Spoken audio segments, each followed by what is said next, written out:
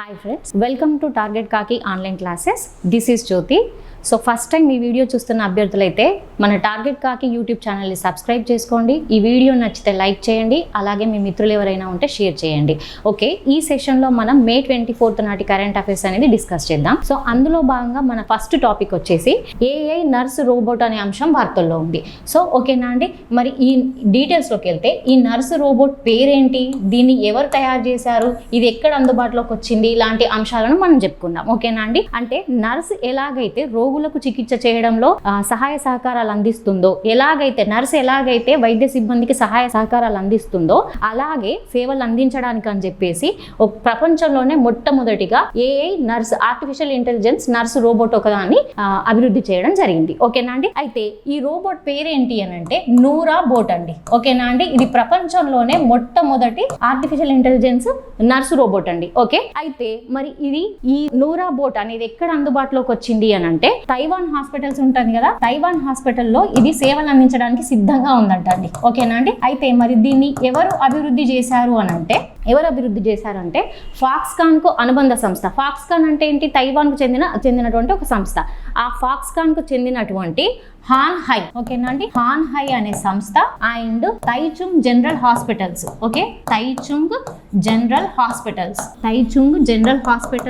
వీరు Taichung general hospitals, Kawasaki heavy industries సహకారంతో ఈ నూరా బోట్ ను అభివృద్ధి చేయడం జరిగింది. ఓకేనా అండి, సో ఇది మనకి ఎలాగైతే నర్సు చేసే సేవలు ఉంటాయి కదా, ఆ సేవలు అందుబాటులోకి తేనుందంట. ఓకేనా అండి, ఆ సేవల్ని అందించనుందంట. సో ఇది ఎక్కడ అందుబాటులోకి వచ్చింది, తైవాన్ హాస్పిటల్స్ లో అందుబాటులోకి రానుందంట. ఓకేనా అండి, సో ఇది ఏఐ నర్స్ రోబోట్ కి సంబంధించిన అంశం. ఓకే, సో ఇంపార్టెంట్, ఎందుకంటే ప్రపంచంలోనే మొట్టమొదటి కాబట్టి వెరీ వెరీ ఇంపార్టెంట్ అండి, గుర్తుపెట్టుకోండి. ఓకే, మన నెక్స్ట్ టాపిక్ వచ్చేసి సూడాన్ నూతన ప్రధాని అనే అంశం వార్తల్లో ఉంది. సో ఇటీవల మనకు రిపీటెడ్ గా ఈ అంశం అనేది వస్తూ ఉంది. మనం గత కొన్ని రోజుల క్రితం కూడా డిస్కస్ చేసుకున్నాం ఆస్ట్రేలియాకు నూతన ప్రధాని అనే అంశం. ఓకేనా అండి, అండ్ కెనడాకు కూడా. సో ఇప్పుడు తాజాగా ఈ సూడాన్కు నూతన ప్రధానిగా ఎవరు ఎన్నికైండ్రు అని అంటే కమిల్ ఇడ్రిస్ అండి. Kamil Idris very very important. ఎందుకు ఇంపార్టెంట్ అని చెప్తున్నాను అని అంటే 2023లో ఇది సూడాన్లో వచ్చిన పౌర యుద్ధం తర్వాత, ఈ సివిల్ వార్ తర్వాత ప్రధానిగా ఎన్నికైన మొట్టమొదటి వ్యక్తి ఎవరు అంటే కమిల్ ఇడ్రిస్ అండి. Kamil Idris. ఓకేనా అండి, వెరీ వెరీ ఇంపార్టెంట్. మన నెక్స్ట్ టాపిక్ వచ్చేసి ఐఎస్ఎస్ యాత్రకు ప్రత్యేకమైన వాచ్లు అనే అంశం వార్తల్లో ఉంది. ఓకే, సో మరి డీటెయిల్స్లోకి వెళ్తే మనకు యాక్సియం 4 మిషన్ అనేది తెలిసిన విషయమే. ఓకే, యాక్సియం 4 ఈ మిషన్లో భాగంగా మనకు అంతర్జాతీయ అంతరిక్ష కేంద్రానికి 4 వ్యోమగాములను పంపించనున్నారు. మరి ఎవరా వ్యోమగాములు? ఈ 4 వ్యోమగాముల్లో ఒక మహిళ కూడా ఉన్నారు, పెగ్గీ విట్సన్. ఓకేనా అండి, పెగ్గీ విట్సన్, ఈమె అమెరికాకు చెందిన మహిళ. ఓకే, అండ్ మన ఇండియా నుంచి శుభాంశు శుక్ల. ఓకేనా అండి, ఈ యాక్సియం 4 మిషన్ కు పైలట్ గా ఎవరు వ్యవహరించనున్నారు అంటే మన శుభాంశు శుక్ల అండి. Okay, India. అండ్ ఉజ్నాస్కీ, స్లావోజ్ ఉజ్నాస్కీ అండి, ఇతను పోలాండ్ కు చెందినవాడు, పోలాండ్. ఓకే, అండ్ టిబర్ కపు హంగేరీకి చెందినవాడు, ఓకే, హంగేరీకి చెందినవాడు. అండ్ వీళ్ళు 4 మాత్రమే కాకుండా ఇంకొక అంశం కూడా డిస్కస్ చేసుకున్నాము, వాటర్ బేర్, నీటి ఎలుగును కూడా వీళ్ళతో పాటు తీసుకుపోనున్నారు అని చెప్పేసి మనం ఆల్రెడీ డిస్కస్ చేసుకున్నాం. ఓకేనా అండి, మరి ఎందుకు ఈ నీటి ఎలుగును తీసుకుపోనున్నారు అని అంటే మనము ఈ నీటి ఎలుగు అనేది ఒక సూక్ష్మజీవి. ఏంటిది? ఇది ఒక సూక్ష్మజీవి. మనకు క్వశ్చన్ అడిగే ఛాన్స్ అనేది ఉంటుంది వాటర్ బేర్ పైన. ఓకేనా అండి, అయితే ఇది ఎలాంటి వాతావరణ కండిషన్లోనైనా జీవించగలదు. అయితే దీన్ని ఐఎస్ఎస్కు తీసుకెళ్ళిన తర్వాత అక్కడ దీని శరీరంలో వచ్చిన మార్పులను అధ్యయనం చేయడం కోసం దీన్ని తీసుకెళ్తున్నారు. ఓకేనా అండి, అండ్ ఇప్పటి వరకు ఏంటంటే ఈ మిషన్ అనేది యాక్సియం 4 మిషన్ ఐఎస్ఎస్ యాత్ర ఉంది కదా, ఇది అనేది యాక్చువల్గా May 29న జరగాల్సింది ఉండే, కానీ కొన్ని టెక్నికల్ ఇష్యూస్ వల్ల దీన్ని జూన్కు పోస్ట్పోన్ చేయడం జరిగింది. అయితే తాజాగా ఇప్పుడు ఈ అంశం అనేది ఎందుకు వార్తల్లో ఉంది అని అంటే ఈ 4 వ్యోమగాములతో పాటుగా ఈ వాటర్ బేర్తో పాటుగా ఇప్పుడు ప్రత్యేకంగా ఒక 2 వాచ్లను వీళ్ళు తీసుకెళ్ళనున్నారట. సో ఆ వాచ్ని ఎవరు తయారు చేశారు అని అంటే వెరీ వెరీ ఇంపార్టెంట్ అండి, స్విట్జర్లాండ్కి చెందినటువంటి ఒమేగా సంస్థ. ఓకేనా, స్విట్జర్లాండ్కి చెందిన ఒమేగా సంస్థ వాళ్ళు తయారు చేసిన ప్రత్యేకమైన వాచ్లను వీళ్ళు తీసుకెళ్ళినారు. అంటే వీటిని ఎలా రూపొందించారు అంటే ఎలాంటి వాతావరణ పరిస్థితులైనా ఇవి తట్టుకునేలా ఈ వాచ్లను రూపొందించారు. అంటే లైక్ అధిక పీడన పరిస్థితుల్లో కానివ్వండి, అధికమైన టెంపరేచర్ పరిస్థితుల్లో కానివ్వండి, ఎలాంటి పరిస్థితులనైనా ఇవి తట్టుకునేలా వీటిని రూపొందించారు. సో ఇప్పుడు వీళ్ళతో పాటుగా ఈ వాటర్ బేర్తో పాటుగా ప్రత్యేకమైన వాచ్లను కూడా తీసుకెళ్ళనున్నారు. ఓకేనా అండి. అండ్ ఈ యాత్రకు మనం చెప్పుకున్నాము ఆల్రెడీ, ఎవరు మన శుభాంశు శుక్ల పైలట్గా వ్యవహరిస్తున్నారు. అండ్ దీనికి కమాండర్గా, ఈ యాత్ర కమాండర్గా ఎవరు ఉన్నారు అని అంటే పెగ్గీ విట్సన్ గారు ఈ యాత్ర కమాండర్గా ఉన్నారు. అండ్ ఇంకొక అంశం ఏంటి అంటే పోలాండ్ అండ్ హంగేరీ దేశాలకి ఇది మొట్టమొదటి మిషన్ అండి. ఈ AXIM-4 మిషన్ అనేది వీళ్ళకు మొదటిసారి ఇది జరగడం. ఓకేనా అండి. అండ్ ఇప్పుడు ఈ అంశం అనేది ఈ ప్రత్యేక వాచ్లు అనేవి వెళ్ళనున్నాయి కాబట్టి ISS యాత్రకు ఇలా ఇది అంశం అనేది వార్తల్లో ఉంది. సో ఇంపార్టెంట్, గుర్తుపెట్టుకోండి. ఓకే, మన నెక్స్ట్ టాపిక్ వచ్చేసి ఎవరెస్ట్ పర్వతారోహణ అండ్ క్సినాన్ వాయువు వివాదం అనే అంశం వార్తల్లో ఉంది. సో మరి డీటెయిల్స్లోకి వెళ్తే ఇటీవలే ఒక 1 or 2 days బ్యాక్ బ్రిటన్కు చెందినటువంటి 4 పర్వతారోహకుల బృందము ఏం చేసింది అని అంటే ఎవరెస్ట్ను అధిరోహించింది. ఎన్ని రోజులలో, అతి తక్కువ టైంలో వాళ్ళు 5 daysలోనే ఈ ఎవరెస్ట్ను అధిరోహించడం జరిగింది. ఎగ్జాక్ట్గా చెప్పాలంటే 4 days 18 hours. ఓకే, ఇంత తక్కువ టైంలో వాళ్ళు ఎలాంటి సన్నాహాలు, ముందస్తు సన్నాహాలు, సంసిద్ధత ఏది లేకుండా, ఎలాంటి ట్రైనింగ్ ఏది లేకుండా డైరెక్ట్గా వీళ్ళు ఈ పర్వతారోహకులు ఓన్లీ 4 days 18 hours వీళ్ళు ఎవరెస్ట్ని ఎక్కడం జరిగింది. అయితే యాక్చువల్గా ఎవరెస్ట్ ఎక్కడం అనేది చాలా రిస్క్తో కూడుకున్న పని. ఎందుకు అని అంటే ఎవరెస్ట్కి ఎక్కిన కొద్దీ ఆ ఆక్సిజన్ లెవెల్ అనేది పడిపోవడం వల్ల కొన్ని మరణాలు కూడా సంభవించినాయి. ఓకేనా అండి. అయితే మళ్ళీ ఏంటంటే ఎవరెస్ట్ ఎక్కడానికి నేపాల్లోని ఈ ఎవరెస్ట్ ఉంటుందిగా నియర్ బై బేస్ క్యాంప్లో 2 years దీనికి సంబంధించిన మానసికంగా, శారీరకంగా సన్నాహాలని చేయాల్సి ఉంటుంది. కానీ అవేవి చేయకుండా వీళ్ళు ఈ బ్రిటన్కు చెందినటువంటి 4 పర్వతారోహకుల బృందం అనేది వీళ్ళు ఎవరెస్ట్ శిఖరం అధిగమించారు. అయితే ఇప్పుడు ఇక్కడ అంశం ఏంటి అని అంటే మరి ఇది ఎలా సాధ్యమైంది అని చెప్పేసి అక్కడ ఉన్న ఏది నేపాల్లోని పర్యాటక శాఖ ఏదైతే దర్యాప్తు చేపట్టిందో దాంట్లో తెలిసిన విషయం ఏంటంటే వీళ్ళు క్సినాన్ వాయువును వాడారంట. ఓకేనా అండి. అయితే ఈ పర్వతారోహణలో ఏది ఎవరెస్ట్ పర్వతారోహణలో క్సినాన్ వాయువు వాడడం అనేది నిషేధం. మరి ఈ క్సినాన్ వాయువు ఏంటి అని అంటే ఇది హైపోక్సియా అంటే ఆక్సిజన్ కొరత ప్రభావాన్ని అనేది తగ్గిస్తుంది. అంటే మనం ఈ క్సినాన్ వాయువు తీసుకోవడం వల్ల ఏంటి అని అంటే మనం ఆక్సిజన్ ఉన్నప్పుడు ఎలాగైతే ఉంటామో అలాగే ఉంటాం అనమాట. సో అలా హైపోక్సియాను తగ్గిస్తుంది అనమాట, అంటే ఆక్సిజన్ కొరతను తగ్గిస్తుంది. సో ఇలా ఇప్పుడు ఈ క్సినాన్ వాయువు వివాదం అనేది ఉన్నది. అయితే మరి ఈ వాయువుని, ఈ గ్యాస్ని, క్సినాన్ గ్యాస్ని ఎందుకు నిషేధించిండ్రు అంటే యాక్చువల్గా ఈ ఎవరెస్ట్ ఎక్కడానికి అక్కడ లోకల్ ఏదైతే ఈ ఎవరెస్ట్ దగ్గర షెర్పాలు ఉంటారండి.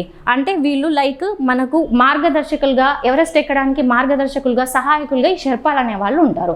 వాళ్ళ జీవనోపాధి ఇప్పుడు వీళ్ళు అతి తక్కువ కాలంలో ఇలా ఈ వాయువు ద్వారా అతి తక్కువ కాలంలో ఎవరెస్ట్ ఎక్కడం వల్ల ఏంటంటే వాళ్ళ జీవనోపాధికి గండి పడుతుంది కదా. సో వాళ్ళ జీవనోపాధి పైన ప్రతికూల ప్రభావం అనేది చూపించే అవకాశం ఉంటుంది. అందుకోసం అని చెప్పేసి ఈ క్సినాన్ వాయువు అనేది వివాదం అనేది ఉంది. ఓకేనా అండి. ఇది వెరీ వెరీ ఇంపార్టెంట్. సో ఇక్కడ ఎవరెస్ట్ గురించి కొంత మాట్లాడుకుంటే ఎవరెస్ట్ అనేది ప్రపంచంలోనే అత్యంత ఎత్తైన శిఖరం. ఇది మనందరికీ తెలిసిందే. ఎగ్జాక్ట్ దీని ఎత్తు ఎంత అంటే 8848.86 మీటర్లు అండి. ఇది ప్రపంచంలోనే అత్యంత ఎత్తైన శిఖరం. అందరికీ తెలిసిన విషయమే. అయితే దీనికి మరి ఈ పేరు ఎలా వచ్చింది, ఎవరెస్ట్కి ఆ పేరు ఎలా వచ్చింది అని అంటే మన సర్వేయర్ జనరల్ ఆఫ్ ఇండియాగా పనిచేసినటువంటి జార్జ్ ఎవరెస్ట్ పేరు మీదుగా దీనికి ఎవరెస్ట్ అని పేరు రావడం జరిగింది. అయితే ఈ ఎవరెస్ట్ శిఖరాన్ని మొట్టమొదటిగా అధిరోహించింది ఎవరు అని అంటే టెన్సింగ్ నార్కే అండి. టెన్సింగ్ నార్కే భారతదేశానికి చెందిన వ్యక్తి. సో టెన్సింగ్ నార్కే అండ్ స్విట్జర్లాండ్కు చెందినటువంటి ఎడ్మండ్ హిల్లరీ అండి. ఎక్కడ స్విట్జర్లాండ్కు చెందినవి. ఓకే, మరి ఎప్పుడు అధిరోహించారు అంటే 1954 May 19th ఎవరెస్ట్ శిఖరాన్ని అధిరోహించడం జరిగింది. ఓకేనా అండి. ఇది very very important and GK point of వ్యూలో. అండ్ ఎవరెస్ట్ను అధిరోహించిన అతి పిన్న వయస్కురాలు ఎవరు అని అంటే రైట్ మన తెలంగాణకు చెందిన వ్యక్తి అండి, మాలావత్ పూర్ణ.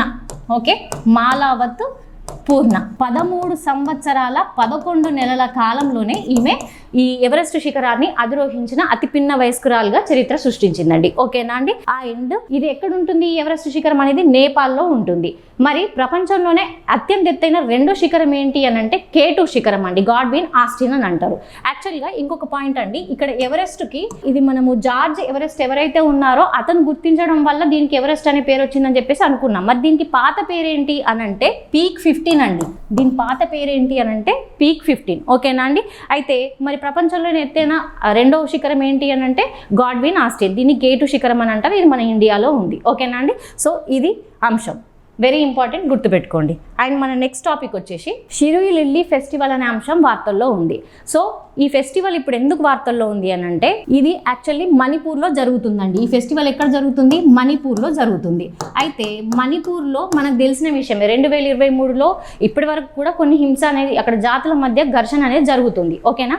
అంటే కుకీ అండ్ మైతే ఏవైతే తెగలు ఉన్నాయో ఆ జాతుల మధ్య ఘర్షణ అనేది జరిగింది. దానిపైన ఒక కమిషన్, దర్యాప్తు కమిషన్ అనేది కూడా వేసినాము అనేది విషయం మనకు తెలిసిందే. అయితే ఇప్పుడు తాజాగా ఈ మణిపూర్కు సంబంధించిన షిరుయి లిల్లీ ఫెస్టివల్ అనేది ఎందుకు వార్తల్లో ఉంది అని అంటే ఈ హింస కారణంగా, ఈ జాతుల మధ్య ఘర్షణల కారణంగా ఈ ఫెస్టివల్ అనేది 2 సంవత్సరాలుగా జరగట్లేదు. సో ఇప్పుడు మళ్ళీ ఈ షిరుయి లిల్లీ ఫెస్టివల్ను జరుపుకుంటున్నారు. సో అందుకోసం అని చెప్పేసి ఇప్పుడు ఇది వార్తల్లో ఉంది. ఓకేనా అండి. అంటే 2 సంవత్సరాలుగా ఇది వాయిదా పడింది, ఇప్పుడు మళ్ళీ ఇది ప్రారంభమైంది. ఓకేనా అండి. అయితే ఇక్కడ మణిపూర్కు సంబంధించి ఇటీవలే రీసెంట్గా మణిపూర్ హింస ఏదైతే ఉందో దానిపైన దర్యాప్తు కమిషన్ అనేది ఒకటి వేసాం కదా. సో ఈ దర్యాప్తు కమిషన్ను పొడిగించడం జరిగింది. ఓకేనా. ఈ దర్యాప్తు కమిషన్ను త్రిసభ్య కమిషన్ అంటాం కదా. సో ఈ త్రిసభ్య కమిషన్కి మరి చైర్మన్ ఎవరు? మణిపూర్ హింస పైన వేసిన దర్యాప్తు కమిషను, ఈ త్రిసభ్య కమిషన్కు చైర్మన్ ఎవరు అని అంటే అజయ్ లంబా అండి. చైర్మన్ వచ్చేసి అజయ్ లంబా. ఇతను గౌహటి కోర్టు ఉంటుంది కదా, గౌహతి హైకోర్టు చీఫ్ జస్టిస్ అన్నమాట. సో అజయ్ లాంబా అండ్ సభ్యులు వచ్చేసి హిమాంశు శేఖర్ అండ్ ప్రభాకర్ అండి సభ్యులు. చైర్మన్ వచ్చేసి అజయ్ లాంబా, హిమాంశు శేఖర్ అండ్ ప్రభాకర్ వచ్చేసి ఈ దర్యాప్తు కమిషన్కి సభ్యులు. Okay, chairman. అండ్ అయితే ఈ కమిషన్ ఎప్పుడు వేశారు అని అంటే ఈ మణిపూర్ హింస పైన దర్యాప్తు చేయడం కోసం ఈ త్రిసభ్య కమిషన్ ఎప్పుడు వేశారు అని అంటే 2023 జూన్ 4న వేయడం జరిగింది. అయితే ఇటీవలే ఈ కమిషన్ను 2025 నవంబర్ 28కి పొడిగించడం జరిగింది. వెరీ వెరీ ఇంపార్టెంట్ అండి. ఓకేనా అండి. సో ఇది అంశం. సో షిరుయి లిల్లీ ఫెస్టివల్ అనేది ఎందుకు వార్తల్లో ఉంది? 2 సంవత్సరాలకు వాయిదా పడి ఇప్పుడు రీసెంట్గా ప్రారంభం అవడం వల్ల ఇది అనేది వార్తల్లో ఉంది. సో ఇది అంశం. నెక్స్ట్ టాపిక్ వచ్చేసి ఐఎన్ఎస్వి కౌండిన్య ఏంటి అని అంటే డీటెయిల్స్లోకి వెళ్తే ఈ ఐఎన్ఎస్వి కౌండిన్య ఏంటి అని అంటే అజంతా కేవ్స్ ఏవైతే ఉన్నాయో ఈ అజంతా కేవ్స్లోని ఒక పెయింటింగ్ను స్ఫూర్తిగా చేసుకొని 5వ శతాబ్దానికి చెందినటువంటి ఒక నౌకను మన ఇండియన్ నేవీ వాళ్ళు ఆవిష్కరించారు. ఓకేనా అండి. సో అయితే దీనికి యాజ్ ఇట్ ఈజ్ ఎట్లా ఉంటుందో ఆ పెయింటింగ్లో ఎలాగైతే షిప్ ఉందో సో ఆ షిప్నే ఆధారంగా చేసుకొని సేమ్ యాజ్ ఇట్ ఈజ్ రూపొందించడం జరిగింది. ఇదే అండి ఆ షిప్. సో ఓకే, అయితే దీనికి ఏమని పేరు పెట్టారు అని అంటే 1వ శతాబ్దానికి చెందినటువంటి హిందూ మహాసముద్రాన్ని ఏదైతే ఉందో ఆ సముద్రయానం చేసినటువంటి మన భారత నావికుడైనటువంటి కౌండిన్య పేరును పెట్టడం జరిగింది. ఓకేనా అండి. Indian naval sailing vessel Kaundinya అండి. ఓకేనా, పేరు పెట్టడం జరిగింది. అయితే మరి దీన్ని ఎవరు ఆవిష్కరించారు అని అంటే కర్ణాటకలోని కర్వార్ నావికా స్థావరం వద్ద దీన్ని ఆవిష్కరించడం జరిగింది. ఓకేనా అండి. మరి దీన్ని ఎక్కడి నుంచి ఎక్కడికి నడపనున్నారు అని అంటే సామర్థ్య జరాత్ తీరం నుంచి ఒమన్ వరకు నడపనున్నారండి. సో ఇది అంశం. ఐఎన్ఎస్వి కౌండిన్య అజంతా కేవ్స్లోని పెయింటింగ్ను స్ఫూర్తిగా తీసుకొని మన ఇండియన్ నేవీ వాళ్ళు ఇది యాజ్ ఇట్ ఈస్గా ఆవిష్కరించడం జరిగింది. దీనికి ఏమని పేరు పెట్టారు? కౌండిన్య. ఎవరు? 1వ శతాబ్దంలో హిందూ మహాసముద్రయానం చేసినటువంటి మన భారత నౌకుడైనటువంటి కౌండిన్య పేరు పెట్టడం జరిగింది. దీన్ని ఎక్కడ ఆవిష్కరించారు అంటే కర్ణాటకలోని కర్వార్ నావికా స్థావరం వద్ద దీన్ని ఆవిష్కరించడం జరిగింది. ఓకేనా. మరి ఎక్కడి నుంచి ఎక్కడికి నడపనున్నారు అంటే సామర్థ్య జరా తీరం నుంచి ఒమన్ వరకు దీన్ని నడపనున్నారు. సో ఇది అంశం వెరీ వెరీ ఇంపార్టెంట్, గుర్తుపెట్టుకోండి. అండ్ మన నెక్స్ట్ టాపిక్ వచ్చేసి ఐఐటి హైదరాబాద్ అనే అంశం వార్తల్లో ఉంది. సో ఇటీవలే ఎలాంటి బ్లడ్ టెస్ట్ ఎలాంటి బ్లడ్ శాంపిల్స్ ఇవ్వకుండా రక్తహీనతను గుర్తించే పద్ధతిని ఐఐటి హైదరాబాద్ వాళ్ళు ఆవిష్కరించడం జరిగింది. కనుగుడ్డు కింది ఎరుపు భాగం ఏదైతే ఉందో దాన్ని స్మార్ట్ ఫోన్ తోటి ఫోటో తీసిన తర్వాత ఆర్టిఫిషియల్ ఇంటెలిజెన్స్ తోటి దాన్ని విశ్లేషించిన తర్వాత ఇదేంటి అని అంటే ఒకవేళ పింక్ కలర్లో కానివ్వండి, బ్లూ కలర్లో కానివ్వండి, లైట్ గ్రీన్ కలర్లో కనుక వస్తే రక్తహీనత ఉన్నట్టుగా నిర్ధారిస్తుందంట. ఓకే, సో అలాంటి ఒక పద్ధతిని ఐఐటి హైదరాబాద్ వాళ్ళు ఏది శాంపుల్ లేకుండా రక్తహీనతకు సంబంధించిన పద్ధతిని ఒకదాన్ని తీసుకొచ్చిండ్రు. ఓకేనా. సో ఇది అంశం. ఇటీవలే ఐఐటి హైదరాబాద్కు చెందినటువంటి చెన్నుపాటి జగదీష్ అండ్ తాటిపాముల మల్లికార్జున్కి, ఓకేనా, చెన్నుపాటి జగదీష్ అండ్ తాటిపాముల మల్లికార్జున్కి రాయల్ సొసైటీ ఫెలోషిప్ అనేది రావడం జరిగింది. ఓకేనా అండి. సో ఇది అంశం. అయితే దీంట్లో చెన్నుపాటి జగదీష్ ఎవరైతే ఉన్నారో అతను ఆంధ్రప్రదేశ్కు చెందిన వ్యక్తి. అండ్ మల్లికార్జున్, తాటిపాముల మల్లికార్జున్ ఎవరైతే ఉన్నారో మన తెలంగాణకు చెందిన, వరంగల్కు చెందిన వ్యక్తి. ఓకేనా అండి? సో ఇది అంశం. ఓకే, మన నెక్స్ట్ టాపిక్ వచ్చేసి మీ సేవ కియోస్క్ అనేది అంశం వార్తల్లో ఉందండి. మీ సేవ కియోస్క్ అని అంటే ఏంటంటే, ఇప్పుడు మీ సేవకు మనం వెళ్ళినప్పుడు క్యాస్ట్ సర్టిఫికేట్ కానివ్వండి, ఇన్కమ్ సర్టిఫికేట్ కానివ్వండి, బర్త్ సర్టిఫికేట్, డెత్ సర్టిఫికేట్, ఇలా ఏదైనా సర్టిఫికేట్ కోసం వెళ్ళినప్పుడు ఈ మీ సేవ చుట్టూ అది వచ్చే వరకు, ఆ సర్టిఫికేట్ వచ్చే వరకు మనము అప్లై చేసినప్పటి నుంచి చెప్పులరిగేలా తిరుగుతూనే ఉండాలి. సో ఇప్పుడు అలాంటి ప్రాబ్లం ఫేస్ అవ్వకుండా ఇది మీ సేవ కియోస్క్ని మన తెలంగాణ ప్రభుత్వం తీసుకొచ్చింది. అయితే ఇదేంటి అంటే ఏటీఎం ఎలా అయితే పనిచేస్తుందో అలా ఇది సర్వీస్ అనేది అందించనుందంట. ఓకే, అంటే ఇది మనం అప్లై చేసిన తర్వాత మీ సేవల చుట్టూ తిరగాల్సిన పని లేకుండా తొందరగానే మనకు ఈ సర్టిఫికెట్స్ ఏదైతే మనం అప్లై చేసుకుంటామో ఆ అప్లై చేసిన సర్టిఫికెట్లను అందుబాటులోకి తీసుకొస్తుందంట. ఆ సర్టిఫికెట్లను ఇస్తుందంట. అండ్ అంతేకాకుండా దీని స్పెషాలిటీ, మీ సేవ కియోస్క్ల స్పెషాలిటీ ఏంటంటే, మనం గతంలో ఏదైనా దరఖాస్తు చేసుకునే పోగొట్టుకున్నా కూడా దాని వివరాలు అనేది ఇది దీంట్లో మనకి ఇక్కడ 35 రూపీస్ కనుక చెల్లిస్తే ఇక్కడ మొత్తం డీటెయిల్స్ అనేవి డిస్ప్లే అవుతాయంట. ఓకేనా? అయితే ఈ సర్వీస్ని, మీ సేవ కియోస్క్లను ప్రయోగాత్మకంగా ఎక్కడ అందుబాటులోకి తీసుకొచ్చిండ్రు అని అంటే, వెరీ వెరీ ఇంపార్టెంట్ అండి, హైదరాబాద్, రంగారెడ్డి, మేడ్చల్. ఓకే, హైదరాబాద్, రంగారెడ్డి, మేడ్చల్ అండ్ ఖైరతాబాద్ రవాణా శాఖ ఉంటుంది కదా, ఖైరతాబాద్ రవాణా శాఖ అండ్ తర్వాత బేగంపేటలో ఈ మీ సేవా కియోస్క్లను ప్రయోగాత్మకంగా తీసుకురావడం జరిగింది. ఓకేనండి? సో ఇది అంశం. మన తెలంగాణకు సంబంధించి మరొక అంశము, food corporation of India consultative కమిటీకి మన మహబూబ్ నగర్కి చెందినటువంటి ఎంపీ అయిన డీకే అరుణ గారు చైర్పర్సన్ గా నియామకం అవడం జరిగింది. డీకే అరుణ. ఓకేనా అండి? Very very important. నియామకాల్లో భాగంగా మనకు అడిగే ఛాన్స్ అనేది ఉంటుంది. ఏది? Food corporation of India consultative కమిటీకి. ఓకే, చైర్పర్సన్ ఎవరు నియామకమైనరు? డీకే అరుణ. ఈమె ప్రస్తుతం మహబూబ్ నగర్ కి ఎంపీగా ఉంది. ఓకేనా?